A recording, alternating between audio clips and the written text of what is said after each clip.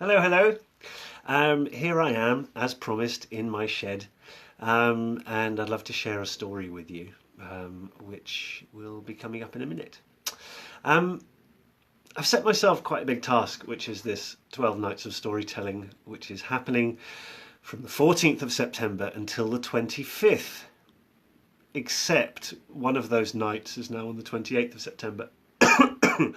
And the reason is that there was a logistical failure on my part. But there will be 12 nights of storytelling. Most of them will happen one after the other.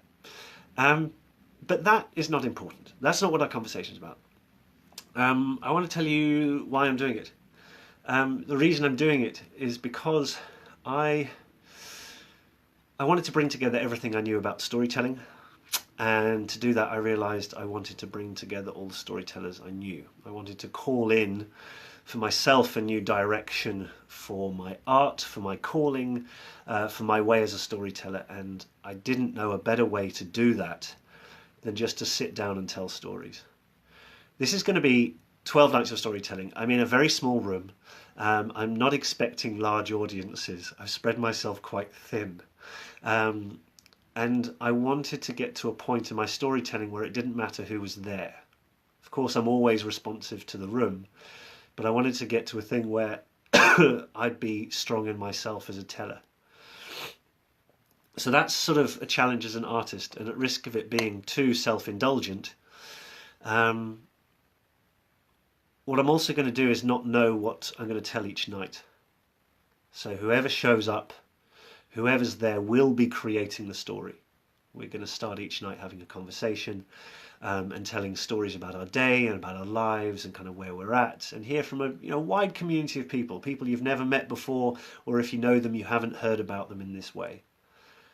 And then it's at that moment through the conversation that a story will select itself from the conversation between people. So we've already come in as a room full of individuals.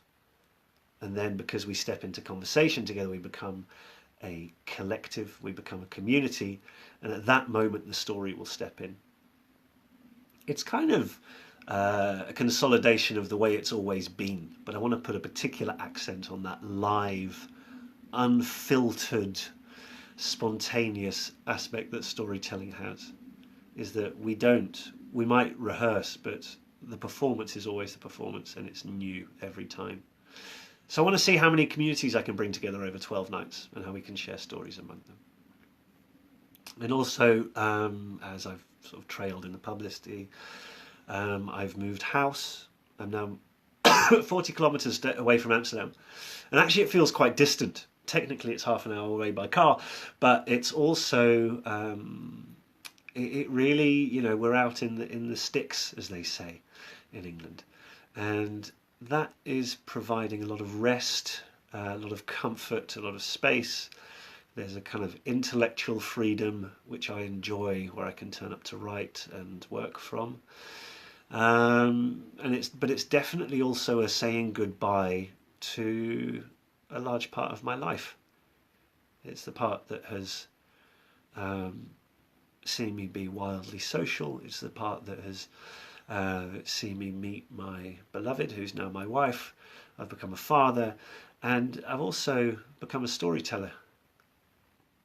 And there's a way that the places we are in create us.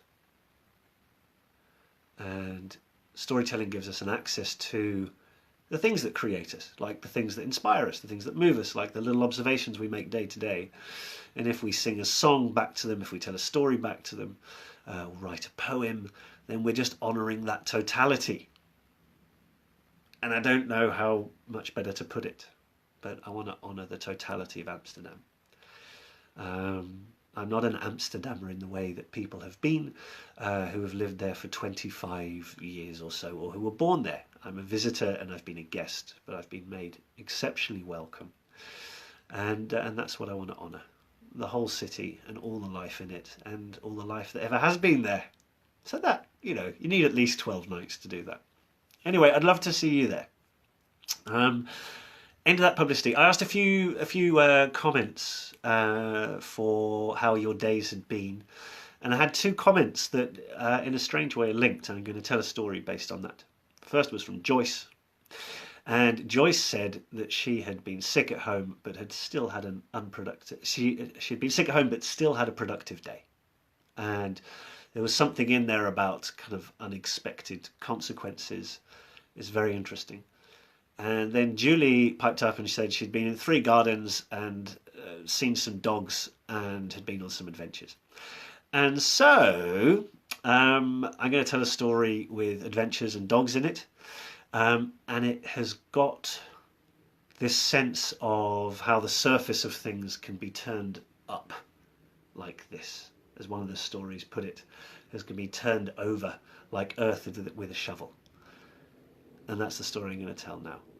And if you'd like to listen to it, please please share this post, and most of all, please come and see me for the 12 nights of storytelling. And this is how the story goes. There was once a time when the King of Britain was known throughout the world as noble and just. He protected his borders, sure, but he let mighty numbers of people across them. His name was King Herla, and with his big broad beard and his stout rowan staff, he ruled with a kind and firm hand. And there was one day when he was presiding over his court, and there arrived a dwarf riding on a goat with a big red beard, and he came tappering up to the throne, and he said, "King Herla, great as you are, I would like to honour you. Later today, the Queen of France is entering here. The Queen of France will come to your court, and you will marry her. And I will offer you the wedding. I will give you feasting, I'll give you tables, I will have my servants wait on you." King Herla, rather bemused at this, said, "Well, is there any deal to this?" "Indeed," said the goatee dwarf man. He said, "As king of the dwarves, in 1 year's time, I'd like you to honour me by coming into my great dwarf throne palace and be the guest at my wedding." "Can I provide servants or food or anything like that?" said King Herla. No, said the dwarf. "You'll just be a guest. That's enough." So off Goatee McGoatface walked off and went into the other world. And sure enough, later that day, the Queen of France arrived. And sure enough, King Herla agreed to marry her. And at the moment there was a decision of the wedding, up from the floor dwarves rose, and they had tables, and the tables were festooned with food, and they had great big piles of beef and lamb and peacock and vegetables, steaming piles of mashed potato, gravy to die for, all the trimmings. As they sat to this excellent feast, they had cups encrusted with jewels, and they drank the finest wine they had ever drunk in their life. And standing right behind every guest was a pair of dwarves, one for drink and one for food. And they didn't stand too close and they didn't stand too far away, so every time anyone needed anything, the dwarves provided for them. Stum. So as they were eating and drinking, King Herla looked around and he thought, "My life has come. This is what I was born for. Feasting, being served by dwarves. This surely is it."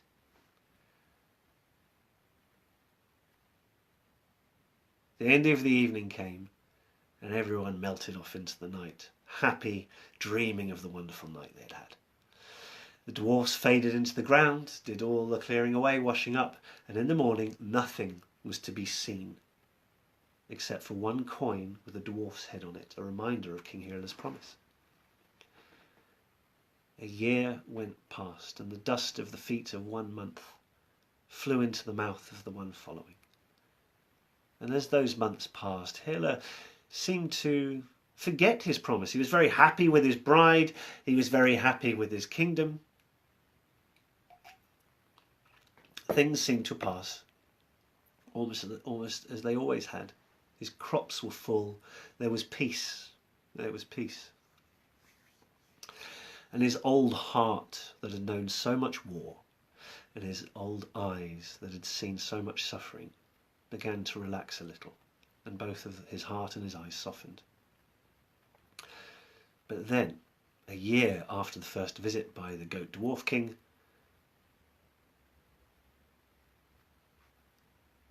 he returned. And he summoned Herla and all his army into the house of the dwarfs, a great big hall with jewels so bright it was as if the stars had been buried underground. And he marched Herla into that, and he sat him down to a feast 3 times, 4 times as wonderful as the last one. And as they were sitting there feasting and Herla was slapping his back, the Goat Dwarf King was saying, well, tomorrow, of course, tomorrow you'll come hunting with us. You'll come hunting with me, won't you, Herla? That's indeed what happened. With bellies full and heads pretty achy, they wandered out into the bright morning sun. The air was crisp. They could feel his tenderness on their faces, and Herla was dressed from top to toe in hunting gear. He had a hawk on his wrist, and one of his men was given a dog, a beautiful hunting dog, and they went out to hunt. "But," said Herla, "wait. You must wait. I need you to not let that dog go until the hunt is done." "Oh, sure," said Herla. "Don't let the dog go till the hunt is done." And that is indeed what happened. So as they were going off on their hunt, and they saw pheasant and they saw stag, the dog was not let go, and none of them hunted anything. At the end of the hunt, they came back empty-handed, and Herla said, "Why wasn't I allowed to hunt anything? Why was the dog not allowed to drop?" "Ah, Herla," said the Goat Dwarf King, "many years have passed since you left your kingdom what you think is last night. And you will return to your land. But if anyone should step down from their horse,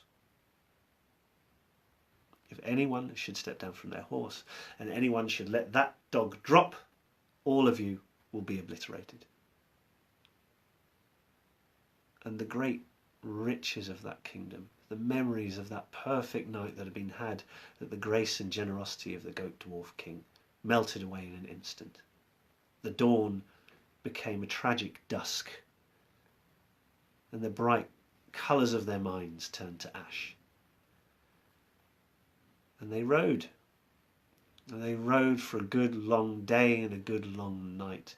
And in the morning they came to a farmer. And they started to speak to him, but they realised he was speaking some strange language they didn't recognise. Where theirs was fluid and singing, this guy's language was a bit more angular. It was a bit more stodgy. And then he said, "My name's King Herla." And the man, in a very slow British, said, "Ah, I've heard of you. A few 100 years ago there was a king known as Herla, and he was known to be great. But he disappeared one night and he hasn't been seen since. Would you like to come and eat at my table?" And one of his men said, yes, they would. And he got down from his horse, and at that moment he disappeared completely. Herla ordered his men not to get down from that horse, and certainly hold on to that dog. And they went away riding. And they went away riding across the plains and the valleys and the hills of the whole of Great Britain. They crossed over into Ireland, into mainland Europe, and it was said that on a dark night of the new moon you might hear yabbering dogs, you may hear a cascade of horses, but you would not hear that hunt stop, for it would not stop for anyone, because it was going, and it's still going, even until this very night. And that dog refuses to drop.